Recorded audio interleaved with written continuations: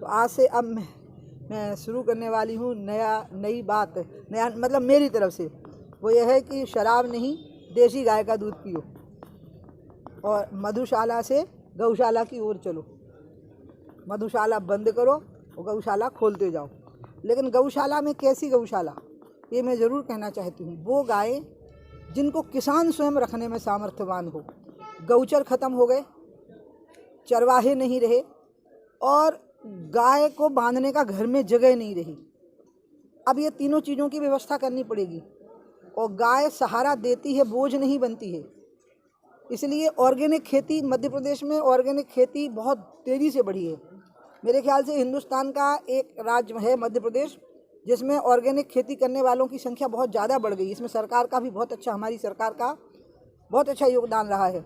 जितनी ऑर्गेनिक खेती बढ़ेगी गौमूत्र से और गाय के गोबर से, उतनी ही गाय की रक्षा बढ़ेगी। और हमें कल जूमदेव जी के यहाँ एक बात समझ में आई, जब संचालक ने कहा कि इनने धीरे धीरे शराब नहीं छोड़ी, जागरूकता अभियान से गाना वाना बजा करके नहीं छोड़ी है, इनने एक झटके में छोड़ी है। तय किया कि नहीं पीना तो नहीं पीना, एक झटके में ही छूटती है ये। और इसलिए मैं फिर से इसी का आह्वान करूँगी कि शराब बंद करो, देसी गाय का दूध पियो, मधुशालाएं बंद करो और आत्मनिर्भर गौशालाएं प्रारंभ करो। जी बताइए। सरकार घरों के लिए भी लाइसेंस दे रही है शराब पार्टी के लिए। अब उस लाइसेंस की सफाई आप मुख्यमंत्री जी से मांगिए, क्योंकि 2 अक्टूबर को जो कार्यक्रम हुआ, हम बीडी शर्मा जी और शिवराज जी इससे सहमत हैं कि जो पिछले साल नीति घोषित हुई थी उसमें खामियां थीं। और मैं कहूँगी कि ये शिवराज जी का बड़प्पन है कि उन्हें खुलेआम उसको कहा कि हमारी नीति में खामियां थीं और अब हम इनको दुरुस्त करेंगे। आपने खुद सुना होगा, लाइव टेलीकास्ट हुआ था उसका। और उनने मेरे और बाबा रामदेव जी के सभी बिंदुओं पर अपनी सहमति जताई। फिर ये तय हुआ कि बीडी शर्मा जी संगठन की तरफ से, शिवराज जी सरकार की तरफ से और मैं जनमानस की तरफ से परामर्श के लिए हम लोग बैठेंगे और फिर नई शराब नीति आएगी जिसमें नियंत्रित शराब वितरण प्रणाली होगी जो कंट्रोल्ड होगी। और उसमें ये जो खामियां हैं वो नहीं होंगी। खामियां हैं, एक तो हाथों में बिठा के पिलाना, खामी है धर्म स्थान, चाहे हिंदू मुस्लिम सिख जैन बौद्ध ईसाई किसी के भी हों, उसके पास नहीं होना, आधा किलोमीटर की दूरी पे होना। शिक्षालयों से आधा किलोमीटर की दूरी पे होते हुए भी 5 बजे के बाद खुले वहाँ के, जब बच्चे घर चले जाएं। मजदूरों की बस्तियों के पास नहीं होना, स्कूलों, अस्पतालों और अदालतों के पास नहीं होना।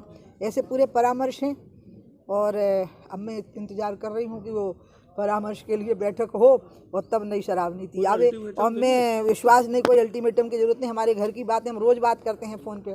मेरे भाई हैं जो मुख्यमंत्री हैं, मेरे भाई हैं जो प्रदेश के अध्यक्ष हैं और हम एक मत हैं, तो इसमें अल्टीमेटम की ज़रूरत कहाँ पड़ती है। दीदी आपने कहा जान को खतरा है, किससे जान को खतरा? किसको?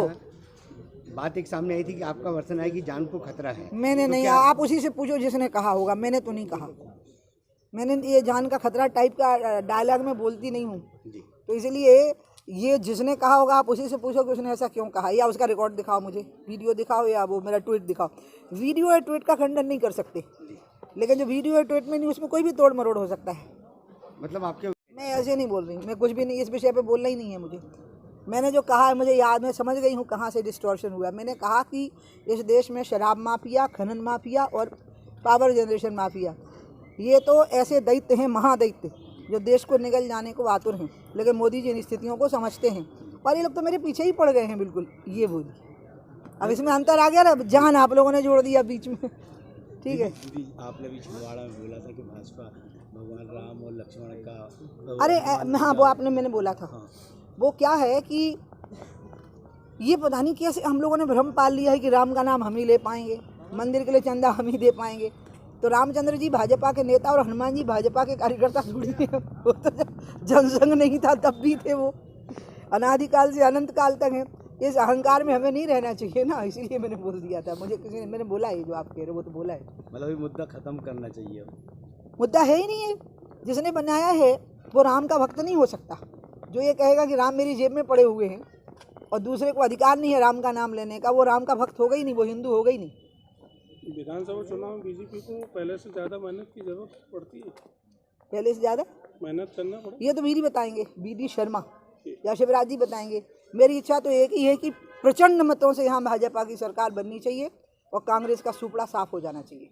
आप लगातार घूम रही हैं तो क्या शिकायतें मिलती हैं बीजेपी सरकार के खिलाफ? कुछ सुझाव होना आज चाहिए। तक सृष्टि में कहते हैं दो लोगों से कभी उनको संतुष्ट होना भी नहीं चाहिए, ब्राह्मण को दक्षिणा से और राजा को सेवा से। मतलब गुरुजनों को जो दक्षिणा मिले उनको लगता है कि हम और डिजर्व करते हैं, और इसी तरह से राजा को सेवा से कभी संतुष्ट नहीं होना चाहिए। तो भाजपा राजा है अभी, हमें सेवा से कभी संतुष्ट नहीं होना चाहिए। कमलनाथ जी और रही शिकायतों की बात तो वो तो बनी रहेंगी, लेकिन मैं ये कह सकती हूँ कि मध्य प्रदेश ने कुछ क्षेत्रों में तो आदर्श उदाहरण प्रस्तुत किए हैं। ऑर्गेनिक खेती में, सिंचाई की योजनाओं में, लाडली लक्ष्मी योजना में और कन्या विवाह योजना में, मुख्यमंत्री तीर्थ दर्शन योजना में।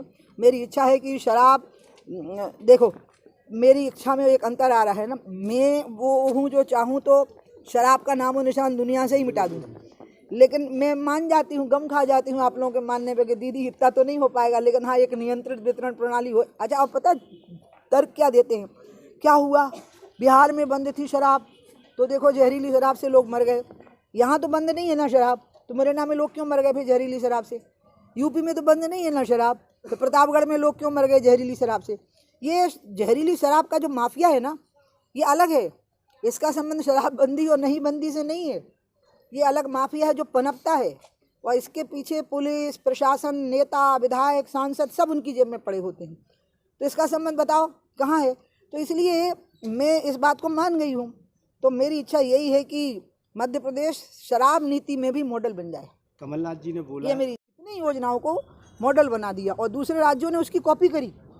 आपको पता है हमारी विरोधी सरकारें जहाँ हैं, जैसे आज क्या नाम है उसका, आप, उनने भी हमारी सरकार की कई योजनाओं की कॉपी करी है। मेरी इच्छा है कि शराब नीति के मामले में भी मध्य प्रदेश मॉडल स्टेट बने, जो मेरे को लगता है शिवराज जी के मन में है, और BD शर्मा जी और हम भी आपस में ये परामर्श करते रहते हैं। अब बोलो क्या कह रहे थे? कमलनाथ जी ने बोला है कि राहुल गांधी अगले प्रधानमंत्री बनेंगे, तो उनकी पार्टी का मसला है, इसमें मैं क्या कर सकती हूँ? आपको लगता है कि उनका बयान सही है? नहीं, मैं इस पर कोई टिप्पणी नहीं करूँगी, क्योंकि हमारे यहाँ पर आपको पता ही नहीं है, एक धरती पछाड़ थे, वो हर जगह चुनाव लड़ते थे। हाँ, धरती पछाड़ नाम था उनका, सॉरी धरती पकड़। हाँ, तो वो तो हर जगह, वो प्रधानमंत्री के खिलाफ भी लड़ते थे, मुख्यमंत्री के खिलाफ भी लड़ते थे, तो इसलिए वो सोचते थे मुझे प्रधान, तो धरती पकड़ जब हर जगह चुनाव लड़ता था तो होने दीजिए ना, उसमें क्या फर्क पड़ता है? लोग अगर सोच रहे हैं कितना फायदा मिलेगा भारत जोड़ो यात्रा, ये तो आकलन आपसे अच्छा कोई नहीं कर सकता। हम लोग तो, मेरे को तो यही समझ में नहीं आया कि भारत जोड़ना क्यों, क्योंकि टूटा कहाँ से है? जोड़ने की बात तो तब आएगी ना, कहीं टांग टूटी तो प्लास्टर चढ़ाओ, तो मतलब टांग टूटी उसका एक्सरे होगा, फिर कहाँ टूटी, तो एक्सरे के बाद में जोड़ेंगे ना उसको। तो पहले ये तो बताओ कि भारत टूटा कहाँ है? टूटा है जब पाकिस्तान बना, तो वो तो राहुल गांधी के नाना के समय पर टूटा है, नाना या दादा, दादा के समय पर टूटा है। हाँ, दादा के समय पर टूटा है, जवाहरलाल नेहरू जी के समय पर। और हमने तो जोड़ लिया टूटे हुए को, 370 धारा हटा दी हमने, तो हम तो जोड़ने का काम कर रहे हैं एक्चुअली। जब अमित शाह जी ने गृह मंत्री होने के बाद धारा 370 हटाई, तो जोड़ने का काम हमने किया। अब अगर राहुल सिंसियर हैं कि भारत जोड़ो, तो एक चीज़ जोड़ना बहुत ज़रूरी है, वो है पाक अधिकृत कश्मीर। इसलिए मैं बैतूल से ही आपके माध्यम से राहुल जी को संदेशा भेजती हूँ कि भारत जोड़ने में एक चीज़ अभी शेष है, और वो है POK, पाक ऑक्युपाइड कश्मीर। तो कृपया इस यात्रा को वहाँ तक ले जाइए और उसको जोड़ के ही वापस लौटिएगा, नहीं तो मत लौटिएगा, इधर उधर ही रहिएगा। राहुल की दाढ़ी का कुछ। कमलनाथ जी ने कहा है कि आने वाले जो 23 का जो चुनाव है मध्य प्रदेश के लिए हानिकारक होगा, कांग्रेस बहुमत से जीतेगी कांग्रेस, उनका ये कहना है, और जो CM है वो भी कांग्रेस का ही बनेगा। तो इसमें मैंने आपको पहले धरती पकड़ की बात नहीं बताई, तो मैं इसमें क्या बोल सकती हूँ? मेरे को कुछ नहीं बोलना है। हम देखिए, मोदी जी ने हम लोगों को एक बात कही, और हम शुरू से मानते हैं कि लोकतंत्र में विपक्ष का बहुत सम्मान होना चाहिए। अगर लोकतंत्र में विपक्ष नहीं है तो वो स्वस्थ विपक्ष नहीं है। तो इसलिए विपक्ष अगर कोई बात कहता है तो हम हर बात में उनकी निंदा करें, उनका अपमान करें, उनकी हंसी उड़ाएं, ये लोकतंत्र में शोभा नहीं देता। संविदा कर्मी पिछले 20 दिनों से हड़ताल पे हैं और सरकार उनकी कुछ सुन नहीं रही। नहीं सर, मेरा सच में उनके लिए दिल भर आता है, क्योंकि हमने उन पर फूल बरसाए थे और अब हम लाठियाँ बरसाने की स्थिति ले आए हैं। मैं इस मामले में पूरी तरह से, जो लोग कोरोना काल में सेवा में लगे हुए थे और आज उनको जो परेशानियां आ रही हैं, उनका निदान जरूर निकलना चाहिए। मैं शिवराज जी से बात करने वाली हूँ इस संबंध में। लोधी समाज के कार्यक्रम में एक वो वीडियो वो जो है ना, वो उसी को सुनते रहो आप बार बार, क्योंकि उसका मैं कुछ खंडन मंडन कर नहीं सकती हूँ। वो एज इट इज़ है, उसमें कोमा फिल स्टॉप भी ज्यों कहते हूँ, ठीक है।